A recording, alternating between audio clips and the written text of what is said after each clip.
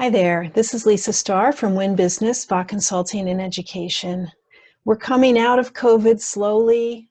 Spas and salons are starting to reopen across the US, and it's time to start thinking about what your treatment menu should look like when you are given the go-ahead by your local authorities to reopen. It's an unfortunate timing, I feel, because spas were so busy, things were going great until they came grinding to a halt.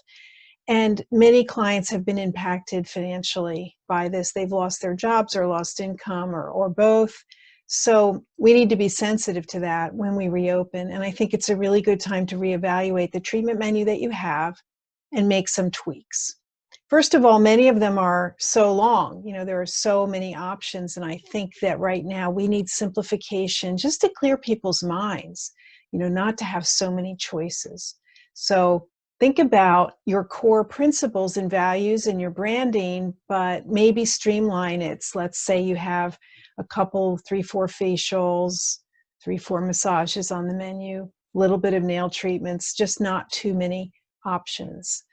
You have to think about timing because we're going to have to open with staggered use of rooms, staging of occupants, and I'll talk more about that in another video, but you're not going to have all the things that you're used to offering available at all times.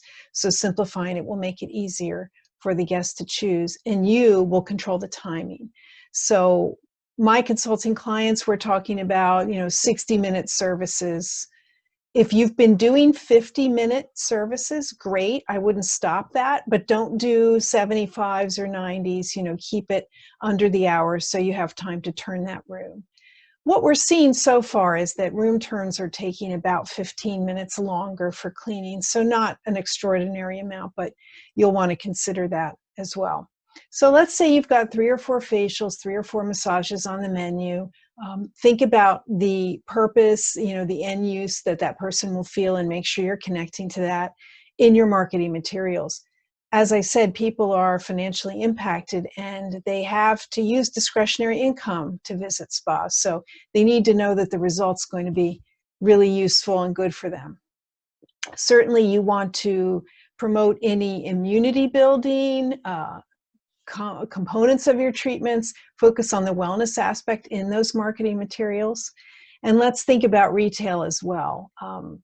There are lots of different messages coming from retail and authorities about how that will work. Certainly there's no testers out, but this is a good time to package retail perhaps with a treatment. Maybe with each facial or massage, you send them home with a full-size retail item that's been cleaned and sanitized before given to them, that's related to the home care recommended for that treatment. And price it in, obviously, at minimum at wholesale, so that you recover your costs, but that they go home with something perhaps a little extra that they didn't expect. This is also a great time to think about add-ons. If you've been doing add-ons or enhancements, then you might just roll one out, include it with a treatment, time permitting. Not an extra fee, but get people used to it. And again, it's a thank you. I don't see these changes as being permanent, but I think for the next, let's say, 3 to 6 months, you're going to have to operate in this sort of simplified manner, if you will, an express manner, until people get used to coming back to the spa and they're comfortable, and then we can probably start to ease back in as spacing restrictions go. So think about pricing as well, obviously. I'd have 1 or 2 treatments that were really value priced to encourage people to come back. And maybe you offer those first to your loyal guests before you offer them to the public. But just be careful and just think about what you're doing, because your treatment menu is your biggest sales tool. And we want to use it to encourage guests to come back. Of course, we're not really printing menus anymore, right? It's more about the virtual, and there have been moves to put it on iPad. Of course, those of you on Booker have no problem with that. You can show something at the desk that shows treatments should you need to give someone something to see, but I think we're going to see much fewer printed menus as well at this time. Thanks for listening. I'm going to share some contact details with you. Please reach out if you have any questions, and I will look forward to seeing you sometime soon.